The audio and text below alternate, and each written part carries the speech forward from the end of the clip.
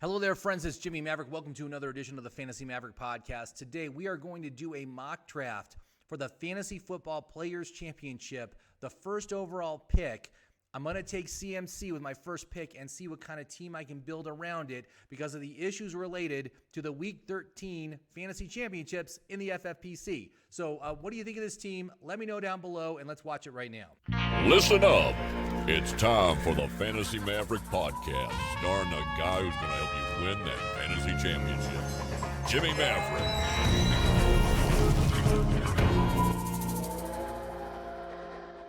Hello there, friends. It's Jimmy Maverick with another edition of the Fantasy Maverick podcast. And hey, before I begin, if you could please hit the thumbs up button, leave a comment, share this with your friends, and of course, subscribe. All those things help me out. It increases the visibility of my channel, and I do appreciate it. So thank you very much. Now, what we're going to do, I did a podcast last week talking about a conundrum that I'm in because I'm in a high stakes league called the Fantasy Football Players Championship. And the way it works, it's a tournament. It starts out, the first 12 weeks are just regular head-to-head fantasy football. You're in a 12-team league. And then week 13 and 14 is the playoffs for that league. And then if you win or you score the most points in that league, you move on to the race to the finish portion, which is weeks 15 through 17, where you just try to score as many points as you can to win the big prizes, including the top overall prize, which is $500,000.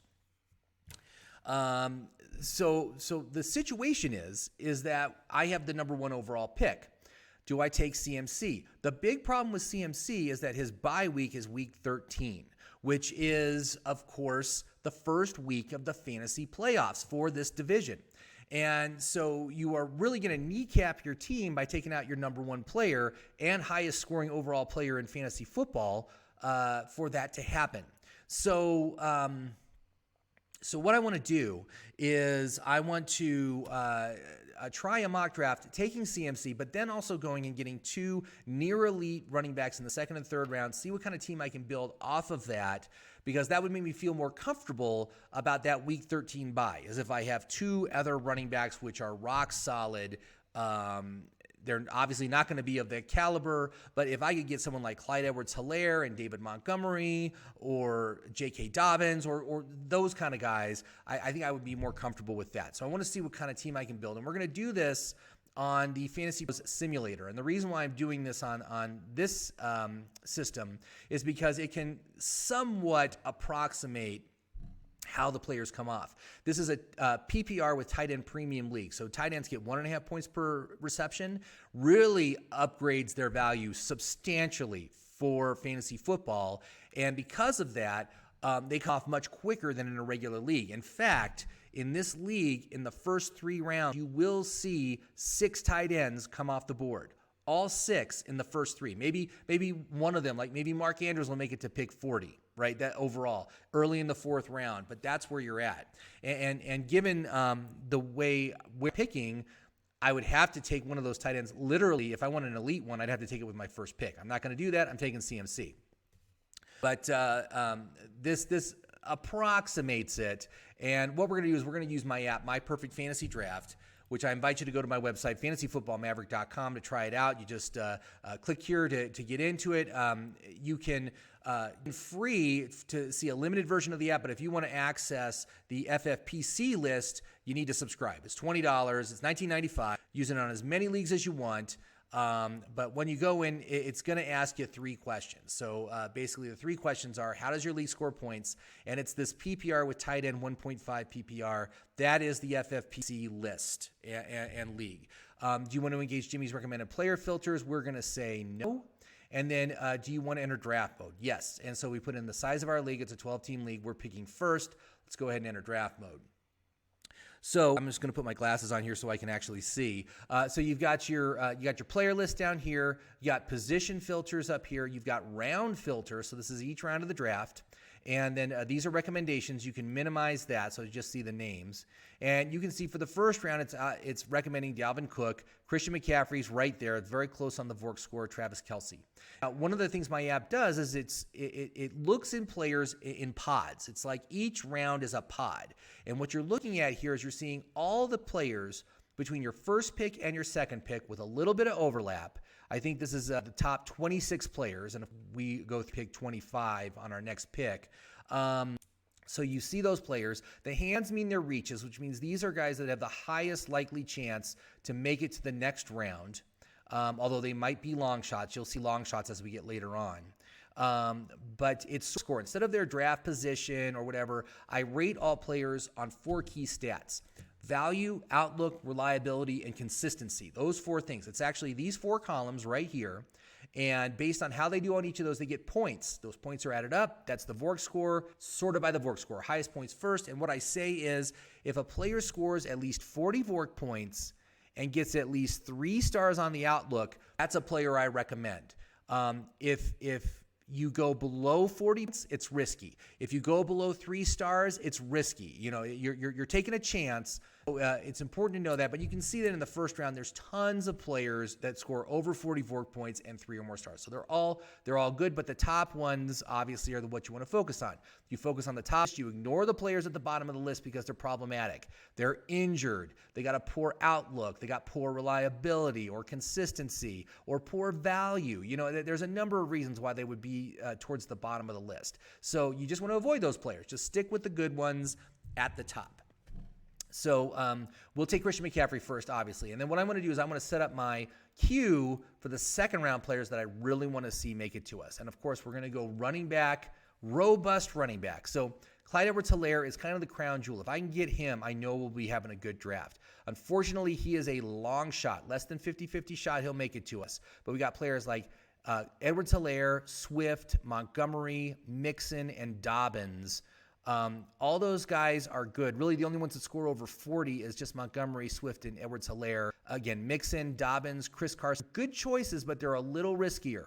Vork is not as good on those guys. That's primarily because of value, maybe reliability. There's a number of reasons. But let's go ahead. We're gonna start the draft, and we'll get these running backs queued up. We'll see who makes it to us. If Edwards-Helaire makes it to us, I'm going to be very happy. But the problem is, I got to guess on all of this in the live draft. I'm going to have to guess on all of this. So let's just go to the cheat sheet, and I'm just going to hide the tiers and hide the drafted players. And so, Edwards-Helaire, Swift, Montgomery, and then to a lesser extent, Dobbins, Carson, and who was the third one? Carson, Dobbins, Mixon. Where's Mixon? There's Mixon right there. Okay, so let's go ahead. We'll take Christian McCaffrey. Go ahead and draft him. And so you can see that a bunch of them disappeared, including Edwards-Helaire, which is a bummer. And DeAndre Swift, even though, I'm just having a tough time convincing myself to take Swift.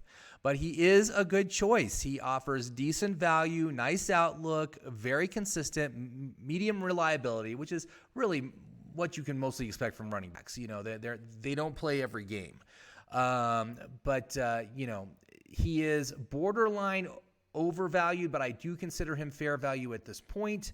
We could go, although I very much like Montgomery and I very much like Dobbins, this is PPR, they don't score as well, and that's the problem. Their value isn't great. Montgomery, I love his reliability. That guy doesn't miss games. Dobbins also very reliable last year. So do I sacrifice the value to go for the reliable players?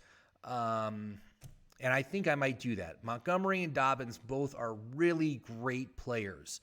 And so if I have to make a choice, and look, Dobbins got taken. So I can't even take him. So Swift, I think I'm just going to have to bypass him. I do like Carson as well. I think Carson is going to be really good this year. So let's just go with it. This is what I have to do by taking the number 1 overall player. By taking CMC, this is what I get. So I just got to take it.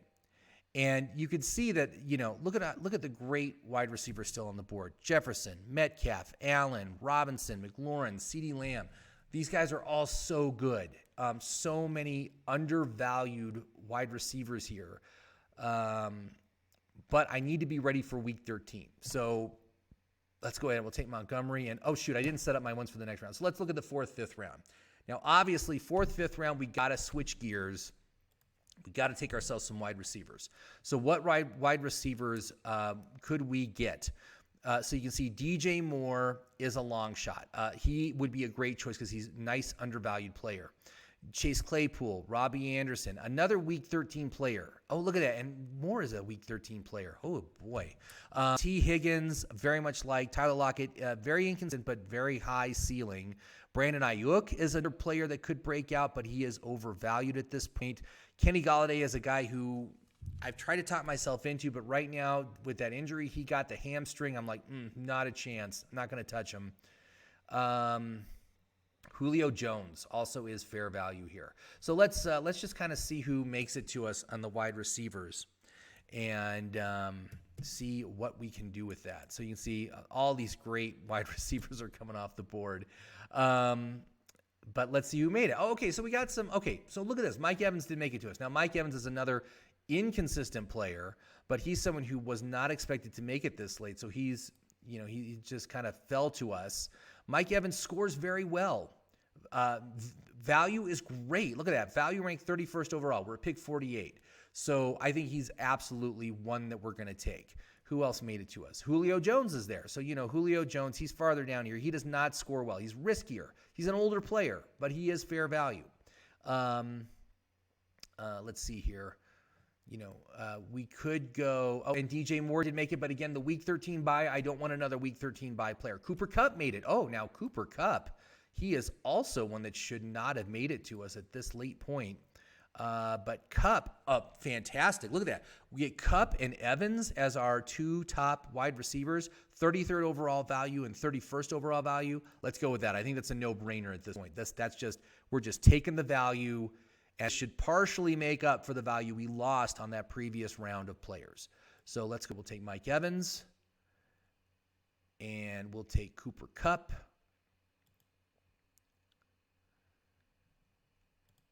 All right. So now you can see the players like TJ Hawkinson and Mark Andrews were still on the board. We are considering them already gone because they are not. They will be gone by our third round pick. By the time we get to our fourth round pick, they're all going to be gone. It would be Noah Fant or Dallas Goedert would be the guys we'd have to choose from.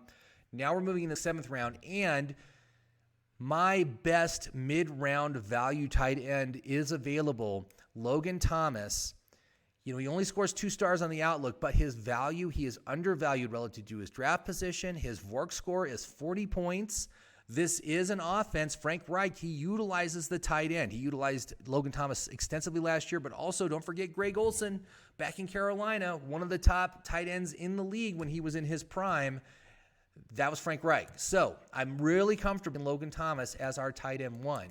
And as far as who else we should take, if we look at the running backs, you can see none of the running backs score 44 points here. The best one is A.J. Dillon as a reach. That's a guy I would much prefer to take in later round if he falls to us. But look at how horrible the value is. And this is what you've got to expect. In a PPR TE premium league, the running backs get totally screwed on the value. They're terrible. Look at this. All this value is over 100. We're at pick 72. That's why you got to load up early on running backs. And again, we got 3, so we loaded up pretty nicely. For wide receivers, though, there's still going to be great wide receivers. Robbie Anderson, long shot. Brandon Cooks, Laviska Shenault, Cortland Sutton, Tyler Boyd. All these guys score over 40. Only Cortland Sutton right now is below 3 stars because he's dealing with the injury. He's still come back from that injury. He hasn't been fully cleared for practice yet. What I'd like to see on these players is full participant. That's what I need to see for me to remove the injury designation, and that will in turn boost their outlook. When I see them as a full participant in preseason or practice, that's when they lose that designation, and that's when they are, in my opinion, good to go. They're good to pick. Let's see who made it to us. So we'll just go through the list here. And you can see that there are some other running backs up here, but again, none of these guys offer great value. That's the main issue. You can see all the elite quarterbacks are off the board. As far as quarterbacks go, if we wanted one, it's saying Herbert or Russell Wilson. Russell Wilson, Herbert, they're still there. Rodgers is still there. He doesn't rate nearly as well. I got him tagged as a regression candidate, Aaron Rodgers. Same with Justin Herbert. Both those guys really outstanding seasons last year, but I think they're going to fall back this year relative to where they were.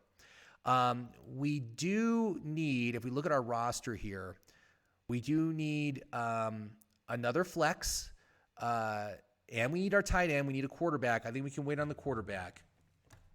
Let's go and let's definitely take. Oh, look at that! Did Logan Thomas got taken? Well, will you look at that? Noah Fant is still available. How does Font rank on my tight ends right now? Let's take a look. Font is here. 93rd overall. Ugh, not good. It's just not good. I just don't like any of them. Higbee, Tanyan. Oh, jeez. And Tanyan is another week 13 bye. Yay. Okay. Well, that is not good. Let's look to the wide receivers. We can still get a really, really good wide receiver here. And look at this. Odell Beckham, Cortland Sutton, Chase Claypool. Really like Chase Claypool. Robbie Anderson's got the week 13 bye. So let's go with Claypool. We'll take that. And I'm really kind of in a query as to what we should do with our second pick. We could take Laviska. I love Laviska Shenault. He's right here, and normally I would take Robbie Anderson as a no-brainer, but the week 13 bye just makes me want to just totally bypass him. So why not? Let's take Laviska, and we're gonna wait on.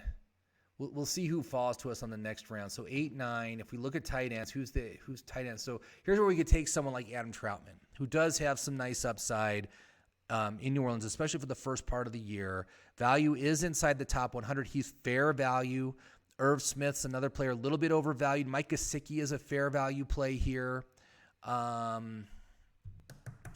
So those guys aren't too bad.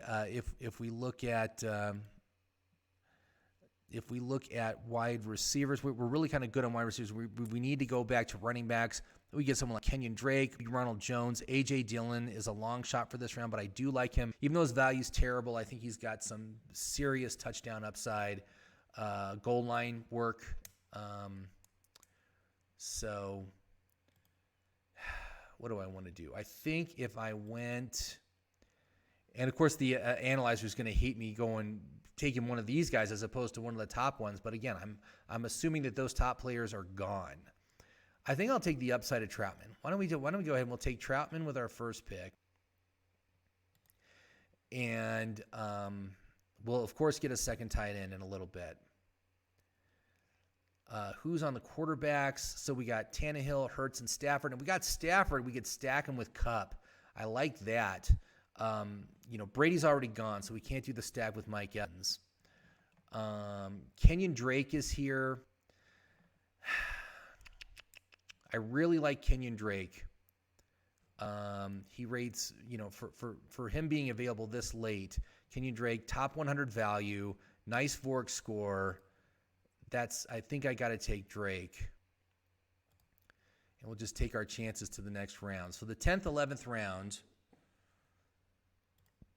for quarterbacks, we could take someone like Hurts or Trey Lance or Trevor Lawrence. Joe Burrow, Ryan Hill, those guys, none of these guys score over 40, though. That's the issue. Tight ends, we could go Rob Gronkowski. We could take Gronk as a tight end, too. For wide receivers, we got players like Ruggs or Gage or Mooney, who's a little bit riskier, but they all score very well. Running backs, J.D. McKissick, Nyheim Hines, Gus Edwards. Let's see what's available. Oh, look at that. Look who's at the very top. A.J. Dillon, one of my favorite later round picks. It would be a real long shot for him to make it this deep, to pick 10. But look, Tannehill and Stafford are still here. Let's go ahead. We'll take the stack with Kupp. We'll take Stafford, who I really like his upside this year. And I think I got to take Dillon, just because I really want that guy. I want him on like every team that I have. So let's go ahead and we'll take him. And let's go to the 12th, 13th round. You can see here for wide receivers, Gabriel Davis. That's a receiver that I very much like his upside. Let's see, who else do we got here? he's the only one that scores over 40. What about running backs? Devontae Booker, you know, he's the handcuff to Saquon. I think he's a great choice. Tight ends, not really any tight ends I'm interested in. Quarterbacks, nah, we don't need any of that. Let's see what's going on the simulator. Let's see what we got. You know, I see at the very top of the list is Rashad Penny, who's the backup to Chris Carson, who we already have. I think that might be a decent choice. Let's see here. For wide receivers, you know, someone like Gage. I really like Gage. And then it kind of really falls off. So I think I know what I got to do here. I think I'm going to take Penny, and I'm going to take Gage.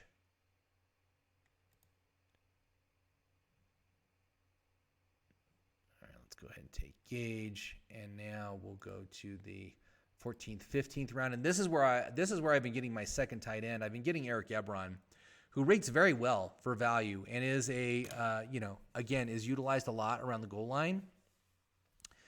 In the red zone. So I like that. So I think we should grab him as our 2. If we grabbed a quarterback, look at that, Deshaun Watson. Not really great choices here. We can see who's still on the list. For running backs, we don't have any running backs with over 40 VORC points.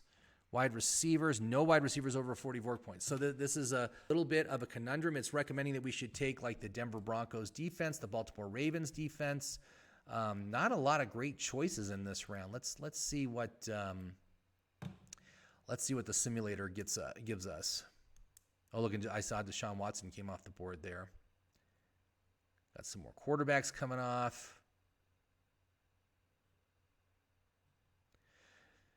So we could get like a rock solid, like Kirk Cousins or Ryan Fitzpatrick. I think either of those guys would be good. We do have some interesting options here as far as dart throws. As far as wide receivers, I got 1, 2, 3. I got 5 wide receivers, which is kind of all I need. I could take a chance on some of these guys later, like a Terrence Marshall or Amon-Ra. Maybe I should take a running back. So here at the 14th, 15th, I think we got to take, why don't we take our tight end 2 and our quarterback 2? So let's go with Kirk Cousins. We'll take Cousins, and I will go ahead and I will take Eric Ebron, and we'll see who makes it to the next round. So we'll take that, and then so for 16, 17, it's recommending Salvin Ahmed, Amon-Ra St. Brown, the Buffalo Bills defense. Denver Broncos defense is listed as a long shot here. And again, this is all based off of where these players are typically going in the fantasy football leagues. That's where I'm basing this information off of. So just trying to get us a good idea of who's available at each round. But we're all set with our tight ends and our quarterbacks now. So all we need to worry about is running backs and wide receivers for our last 3 picks here. So if we look, now Justin Jackson's someone who I very much like. J.V. and Hawkins. There's Devontae Booker. Let's go ahead. I'm going to take Booker. And then I see Amon-Ra St. Brown is still available. Terrence Marshall's also available. He's a slot guy. He's probably going to be the slot receiver for Carolina, the rookie. And I think Amon-Ra is also going to be like the slot guy. So I think they're both good choices. Let's go ahead. We'll take Amon-Ra. We'll take that one. And then we'll take one more running back, I think, with our last bench slot. So we'll just have to see who makes it to us. When you get down this late, again, nobody rates good. Look at that. All zeros. They're all worthless unless something happens, like Justin Jackson, is somebody that could make something happen, possibly. Let's see. So we will go ahead and there's Samaje Perine. He's the handcuff to Joe Mixon. Let's go ahead and take him. All right, and then for our defense, again, it was saying that we should take, if we go to defense, Kansas City doesn't rate well. Anybody else? I mean, the Broncos or the Bills. So they're both still on here. So let's go. Let's take the Bills. And then we'll take whoever's available as the kicker. And I got to say, I'm a Buff guy, Mason Crosby. Now that Rodgers is back, I'm going to go with Mason Crosby because he is rock solid, available every time with the very last pick in the draft. Look, there's still good choices. Robbie Gould, Jason Myers, Michael Badgley. Let's go ahead. We'll take Mason Crosby. Let's see what kind of score they give us. It's probably going to be a C. They always give me a C, and they always ding me for my tight end. They're always like, your tight end sucks. You should have taken a running back instead. And it's like, no, it doesn't really account for the tight end premium. But let's see what it gets. Give me a B+. All right. Well, that turned out pretty good, I guess. Yeah, let's look at the projected standings. And they just upgraded this, by the way, on Fantasy Pros. I kind of like the new analysis because it's not just a monolithic. It shows you what a bunch of different fantasy people think of the team and what players they like. But it's got to be ranked top 4. That's pretty good. Overall 4th, my starters and my bench all 4th. So that's very nice, very close. So I like that. If we go to the pick analysis, I think that's the one on, is it team strengths? Okay, yeah. So obviously the number 1 running back, number 1 flex. It likes David Montgomery as my flex. Gave Chase Claypool number 4 in the second flex spot. Obviously the weakest parts, it thinks Matthew Stafford and Adam Troutman. That's not surprising. And Mason Crosby, I got no problem with Mason Crosby. Everyone else is kind of middle of the board, but so that's encouraging. That is encouraging for me to take CMC first and then ride into week 13 with Chris Carson and David Montgomery as my 2 running backs. So what do you guys think? Let me know. Man, leave a comment down below. What do you think of this draft? Do you think this is a contender to win in weeks 13 and 14? That's the most important thing. And I did only take 1 week 13 bye player. That was just CMC. Everyone else will be active for the first week of the fantasy playoffs. Certainly the point boost also helps with me possibly achieving the top scoring player in that league. So I do like that as well. So let me know what you think. Thank you very much for watching. I do appreciate it. And have yourself a great fantasy day out there, everybody. Okay? See you later.